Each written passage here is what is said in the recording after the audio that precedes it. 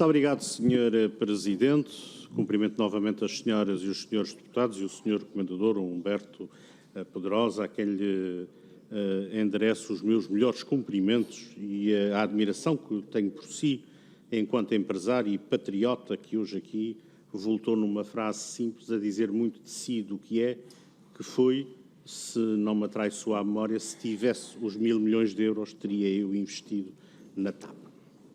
E começava, Sr. Comendador, por partilhar consigo uma informação que hoje chegou a esta comissão, ao acervo documental, que é uma carta da Airbus a David Neeleman, em que a Airbus refere explicitamente, claramente, sem qualquer dúvida, que a TAP está proibida de monetizar a sua posição relativamente aos A350. Ou seja, a TAP não podia ceder contratualmente a sua posição no negócio dos A350 a terceiros. É por esta razão que o Sr. Comendador, no início da sua intervenção, disse que o contrato dos A350 não era um ativo da TAP. Para responder. Muito obrigado. Exatamente. A situação dos 350 estava na iminência, porque já estava prestes de estar em incumprimento os pagamentos da TAP à Airbus e estava na iminência de perder o dinheiro que já tinha adiantado, estávamos a falar em 40 milhões de euros, e perder os aviões. E na realidade também, que assim não estava, a Airbus não permitia que a TAP pudesse passar os aviões para outra companhia. Para prosseguir. Muito obrigado, Sr. Comendador. Então, todos aqueles que dizem que a TAP tinha A350, que era um ativo negociável, que era um ativo importante e apetecível, estão fora da realidade objetiva dos factos. E agora queria-lhe trazer a outra questão que tem a ver com a opção estratégica de prescindir dos A350 e ir para os NEO, porque na opção estratégica então tomada de privilegiar o mercado brasileiro, norte-americano, da África, da própria Europa, onde a nossa diáspora se divide, essencialmente a África do Sul, com as distâncias maiores, digamos, é esta realidade de negócio, é esta opção estratégica que reforça o abandono da opção por um avião como a A350 e ir para os NEO. Entende o Sr. Comendador ainda à data de hoje que esta foi e é uma opção estratégica correta para a companhia? Para responder. Muito obrigado. Considero sim. Acho que foi uma boa opção. Não quer dizer, que houvesse um abandono completo de poder ir para a Ásia, mas a opção inicial era realmente entrar nos Estados Unidos, que teve um êxito fantástico. Nós temos os voos para os Estados Unidos que andam sempre cheios, e reforçar também o Brasil e a África. Esta foi a primeira opção que eu achei correta, a opção do Sr. David Neeleman, que eu achei corretíssima. Mas como disse há pouco, provavelmente, se não tivesse havido pandemia, se calhar já estávamos a pensar em fazer um voo para a Ásia. Muito obrigado, Sr. Deputado, para prosseguir. Aliás, Sr. Comendador, essa mesma opinião que o senhor acabou de expressar, o Dr. Miguel Frasquilho, a semana passada, fê-lo, e essa tarde, antes de si, o Dr. Lacerda Machado, na Comissão de Economia, também o corroborou. Eu queria lhe perguntar sobre uma oferta da Lufthansa em 2019, 2020, se tem conhecimento dela e se ela chegou a algum ponto de negociação, porque é que não avançou, quem é que se opunha a esta compra da Lufthansa? Para responder. Muito obrigado. Eu tenho conhecimento de um interessado em entrar para a TAP. Agora, não sei se era a Lufthansa. Isso desconheço. Muito obrigado. Havia na realidade um interessado e fez as avaliações na altura, mas eu desconheço quem era o próprio interessado. Muito obrigado, Sr. Deputado. Para prosseguir. Sr. Comendador, foi o Sr. Primeiro-Ministro que disse que era a Lufthansa e, portanto, daí eu também conhecer este facto.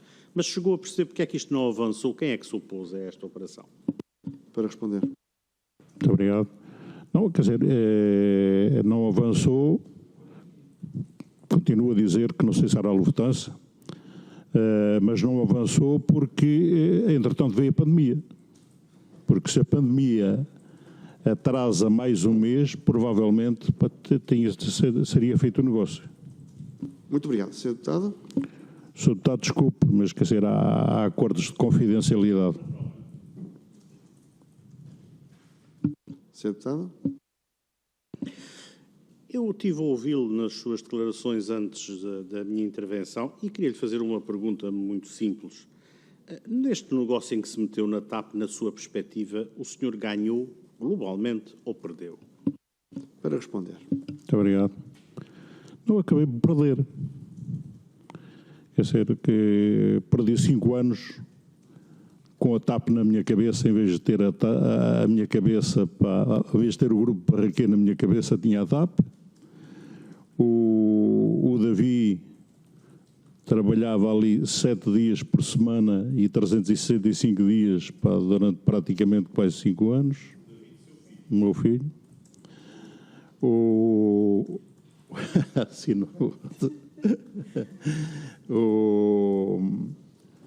Davi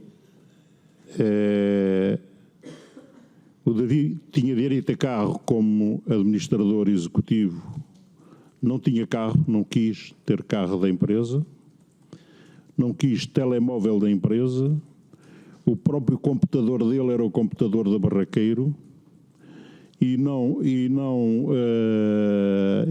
quis receber sequer o cartão de crédito para refeições fora, não é? Por isso não foi tirado 1 cêntimo para a da TAP. Agora, quando eu digo perdi, quer dizer, pois perdi. Além disso, eu tinha cartão de crédito, também nunca utilizei. E o que eu perdi, acabei por perder depois as prestações acessórias que ficaram na TAP. Mas foi uma aposta minha.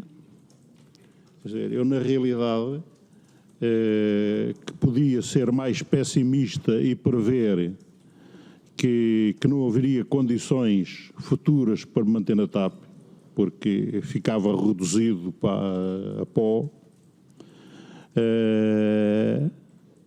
Mas, quer dizer, não quis acreditar. Quer dizer, acreditava na TAP e sempre, quer dizer, tive o maior desgosto em ter abandonado a TAP. Por isso, aguentei até ser possível aguentar. Mas, por isso, quer dizer, mas, como lhe digo, se calhar hoje faria a mesma coisa. Muito obrigado, Sr. Comendador. Sr. Deputado, para prosseguir. Mas, Sr. Comendador, já estiveram aqui os sindicatos, inclusive houve um sindicato, salvo erro, dos pilotos, que mencionou o caso dos trabalhadores que subscreveram os 5% do capital e que, portanto, ficaram sem nada. O senhor ficou como ele, sem nada, não é? Portanto, daquilo que lá colocou. Como é que se sente sair ao fim dessas noites em que só pensava em aviões, de ter lá colocado o dinheiro do seu trabalho? Como é que se sente nesta opção que foi feita e da forma como o senhor saiu? Para responder. Obrigado. Quer dizer, eu lamento muito pelos trabalhadores da perda dos 5% que tinham na companhia. No meu caso pessoal, eu não chorei o dinheiro que lá ficou. Ficou porque teve que ficar. Perdi porque tinha que perder.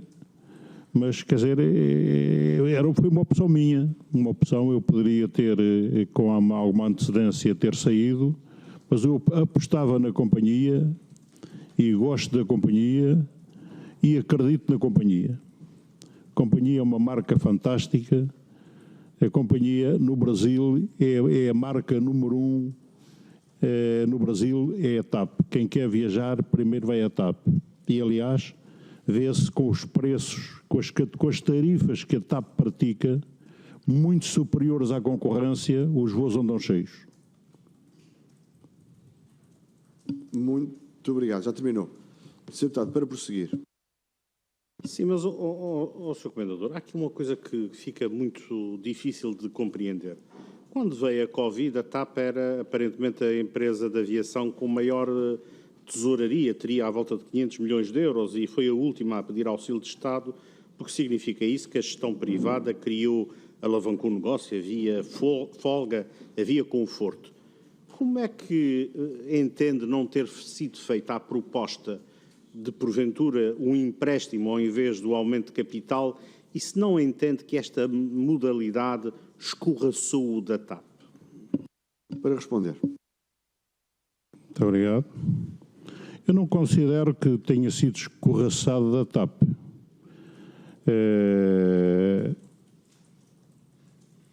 Mas, na realidade, quer dizer, chegou a um ponto de não haver condições para poder continuar.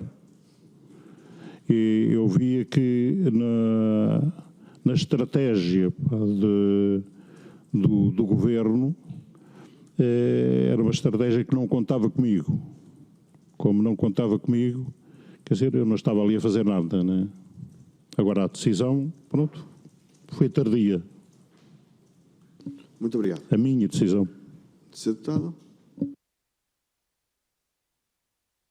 Mas, Sr. Comendador, repara o seguinte, quando o senhor naturalmente entrou na companhia, tinha uma perspectiva de longo prazo, aliás, os fundos de capitalização haviam que lá estar 30 anos, havia uma perspectiva duradoura e não entende que este modelo de nacionalização, esta opção política de nacionalização, que nas suas palavras não conta consigo, mais do que um modelo de negócio pensado a médio prazo, é o cumprimento ideológico de uma vontade de não ter privados na TAP.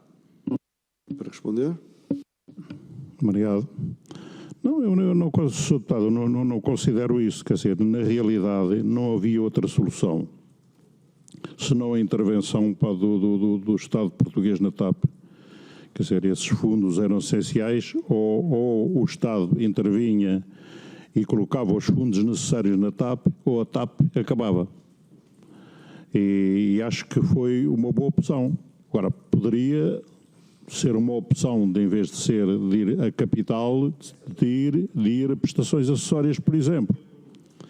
Se fosse a prestações acessórias, pois poderia amanhã, numa venda da companhia, o Estado reaver o dinheiro, os fundos que colocou. Muito obrigado. Sr. Deputado. Exatamente essa é a pergunta, Sr. Comendador. Isto é, em vez de ter sido feito o aumento de capital com esta consequência, porque é que não usou, no seu entendimento, a opção, por exemplo, com outras companhias, em que os Estados emprestaram num determinado modelo e, naturalmente, foram reaver este valor mais à frente? Para responder. Pois, é bem verdade. Quer dizer, que isso aconteceu com as outras companhias. Agora, até poderia ter havido uma opção no Estado português de ser uma situação mista, né? Poderia ir uma parte a capital, outra parte a prestações acessórias. Mas houve a opção, na realidade, de ir tudo a capital. A situação da companhia, na realidade, tinha melhorado bastante, mas precisava de pelo menos ir mais 2 anos para chegar a uma situação bastante equilibrada e entrar em velocidade de cruzeiro.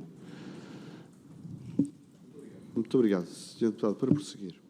Mas a opção do Governo, no modo como o fez, impossibilitou esta oportunidade que acabou de dizer. Portanto, foi uma opção não fazê-lo com o empréstimo e recuperá-lo mais à frente.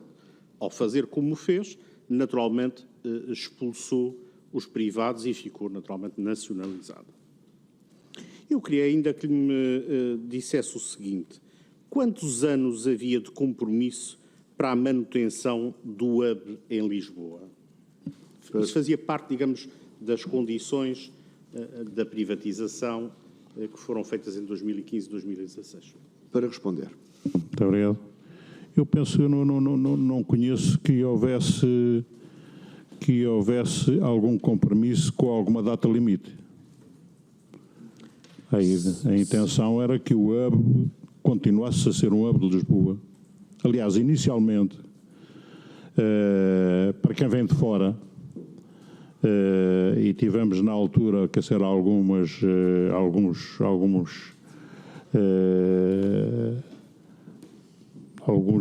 problemas, pequenos problemas com o hub, porque não se entendia, o Sr. David Dilma não entendia muito bem, quer dizer, que havendo um hub em Lisboa, que se pudesse fazer voos diretos do Porto, não é?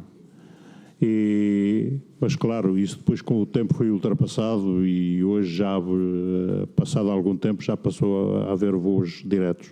Agora, o que é verdade é que noutras cidades, como por exemplo, quer dizer, em Espanha, Barcelona tinha voos internacionais e deixou de ter, quer dizer, passou tudo para Madrid, o hub é Madrid, faz Barcelona-Madrid, depois de Madrid segue para linhas internacionais, mas justifica no Porto, quer dizer, há linhas, rotas que são importantes para o Porto e justifica plenamente haver voos internacionais diretos, tanto para o Porto como para a Europa. Muito obrigado. Sr. Deputado Paulo Muniz. Muito obrigado, Sr. Comendador. Eu perguntei-lhe isso porque na documentação que hoje recebemos na Comissão, o acordo de compromisso estratégico é claríssimo. O hub tem que se manter em Lisboa durante 30 anos. E era por isso que lhe perguntava, uma vez que naturalmente fazia parte das linhas de orientação enquanto acionista. Eu queria-lhe também perguntar se ao longo da sua presença na TAP, como é que viu sempre a operação de manutenção no Brasil? Já ouvimos aqui dizer por outros interlocutores que era um quisto, que era um cancro nas contas da companhia. Ouvimos outros interlocutores dizer que se determinadas pessoas ainda se mantivessem, provavelmente ainda estava aberta. Como é que via esta operação enquanto acionista na companhia? Para responder. Sr. Deputado, nós quando chegámos à TAP, a situação da ME Brasil era uma situação difícil e tínhamos o espelho do passado que chegava a custar por ano à TAP 40 milhões de euros por ano, 40, 50 milhões. E por isso foi uma prioridade fazer uma reestruturação na ME Brasil. E o que é verdade é que em 2015 o ME Brasil teve um EBITDA negativo de 12 milhões de euros, em 2016 18 milhões de euros, em 2017 21 milhões de euros, e depois após a reestruturação e o fecho das oficinas de Porto Alegre, em 2018 teve 3 milhões de euros de EBITDA negativos e em 2019 passou a ter 3 milhões de euros positivos de EBITDA. Por isso estava no bom caminho. É claro, depois veio a pandemia e lá estragou tudo. Muito obrigado, Sr. Deputado. Muito obrigado. Sr. Comendador, mas ao longo do tempo todo da manutenção da operação no Brasil, da manutenção, a TAP, isto teve um custo para a TAP, hoje sabemos, superior a 1.000 milhões de euros. Tem consciência disso? Para responder. Muito obrigado. Realmente foi um custo brutal, não é?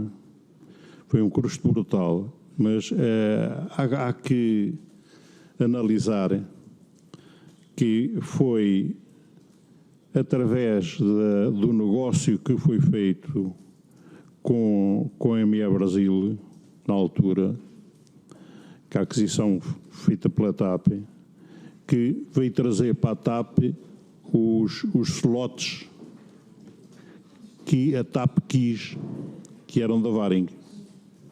Quer dizer, por isso, todos os slots que a TAP tem devem ser esse negócio. Agora, há que fazer o balanço. Não sei se é positivo, se é negativo. Quer dizer, é positivo os slots que a TAP tem. É negativo o custo que a ME Brasil teve para a TAP.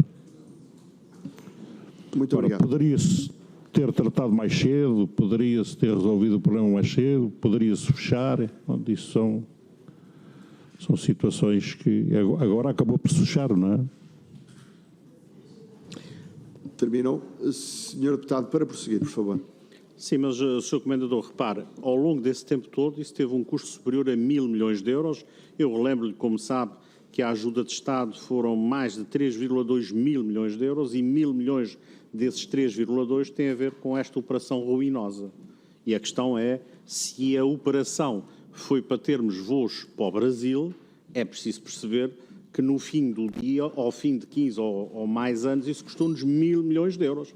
Isto é quase como outro que diga, é preferível, esteja quieto, não vou, porque se está a voar, no fim de 15 anos, nós temos 1.000 milhões de euros de prejuízo. E, portanto, é preciso perceber, ao longo do tempo, e uma vez que as rotas já existiam, porque é que se esperou esse tempo todo para resolver um problema com esse impacto nas contas?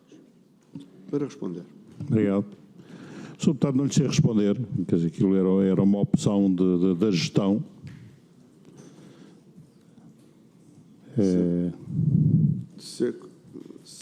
Eu pergunto-me a mim próprio se a TAP fosse gerida por mim, o que é que faria, não é? Talvez fechasse há mais tempo, talvez tentasse outras soluções. Há uma delas que se poderia ter tentado, que era fechar o Porto Alegre, não é? E fazer a reestruturação. Isso era o mínimo, não é? Muito obrigado. Sr. Deputado, para prosseguir. Alguma vez pediram uma auditoria à operação no Brasil, de manutenção? Resposta. Muito obrigado. Foi pedido de várias. E qual foi o resultado? O resultado é a realidade que nós temos. Quer dizer, o resultado era muitas vezes a falta porque assim, no fundo, a manutenção do Brasil não fazia só manutenção aos voos da TAP, fazia manutenção aos voos da TAP, fazia manutenção aos voos da Azul, fazia manutenção a outras companhias. E às vezes a falta de trabalho traduzia que a ser em prejuízo. Muito obrigado. Sr. Deputado. Eu saliento, Sr. Comendador, que é a primeira vez que alguém nos diz aqui que há ou que existiram auditorias à operação no Brasil. Quem é que as mandou fazer? Sabe quem é que as fez? Quem é que as mandou fazer? Para responder. Foram mandadas fazer pela Comissão Executiva, que é pelo CEO. Muito obrigado. Sr. Deputado. É que a empresa tem ideia? Não tenho. Sr. Deputado. Sabe que houve aqui, numa das audições longas que já tivemos, alguém que deu a entender, se bem percebi e se bem interpretei, que havia aqui talvez um problema de custos de transferência, isto é, mandava-se fazer manutenções ao Brasil, mesmo sabendo que eram mais caras, para, desta forma, gerar receita na operação do Brasil. Confirma isso. Para responder. Muito obrigado. É possível. Não posso confirmar. Não posso confirmar. Não. Muito obrigado. Sr. Deputado Paulo Muniz. Porque, repare, isso na lógica dos custos de transferência intragrupo levanta uma questão que não é, do ponto de vista até da concorrência, ética, limpa, não é? Quer dizer, uma coisa é consultar e é aquela empresa, por ser do grupo, fazer o mesmo preço mais baixo, outra coisa é mandar para o Brasil, mesmo sabendo que o custo é mais alto do que aquele que a TAP poderia encontrar, por exemplo, na Europa e eventualmente. Senhor, faz favor. Muito obrigado. Tem toda a razão, Sr. Deputado. Sr. Deputado. Sr. Comendador, diga-me, por favor, em relação à parte final que ficou, sai da SA, mas mantém-se na SGPS. Por que é que não saiu de vez? Para responder. Sr. Deputado, eu não saí de vez exatamente, quer dizer, à espera que a pandemia não fosse tão demorada e que se conseguisse, e gostaria de ter continuado na TAP e estava empenhado na recuperação da TAP. Foi uma aposta minha, não é? Muito obrigado. Sr. Deputado. Para esta aposta teve alguma indicação do Sr. Ministro ou de um membro do Governo desta possibilidade, mesmo que remota? Não, Sr. Deputado. Sr. Deputado. Portanto, foi um ato de fé seu. Foi um acto de fé meu. Isto no mundo dos negócios, quer dizer, também às vezes é preciso um bocadinho de sorte. Sr. Deputado. Senhor Comendador, dá muito trabalho ter sorte e o senhor é um exemplo de quem sabe isto na primeira pessoa. A pergunta que lhe faço e que termino aqui a minha primeira ronda é como é que vê, depois desta cambalhota pública, destes anúncios faustosos de que a TAP é nossa, é pública, é dos portugueses, o Partido Socialista agora a quer privatizar e provavelmente muito perto da totalidade, como deve compreender, vai ser difícil um grupo empresarial que está cotado em bolsa vir querer ter uma participação minoritária para ser um joguete político nas mãos do Partido Socialista na TAP. Como é que vê esta cambalhota? Sr. Humberto Pedrosa, para responder. Sr. Deputado, eu acho que a TAP, como qualquer companhia, precisa de ter uma boa gestão. Quer dizer, eu não sou contra os gestores públicos. Há gestores públicos bons. E eu tenho alguns nas empresas que comprei que eram públicas e que estão à frente das empresas. Agora, eu acho que também poderia haver aqui uma solução, quer dizer, intermédia, quer dizer, se quer a TAP até podia continuar pública e fazer um contrato de gestão para empresas privadas, ou uma empresa privada. Por exemplo, não?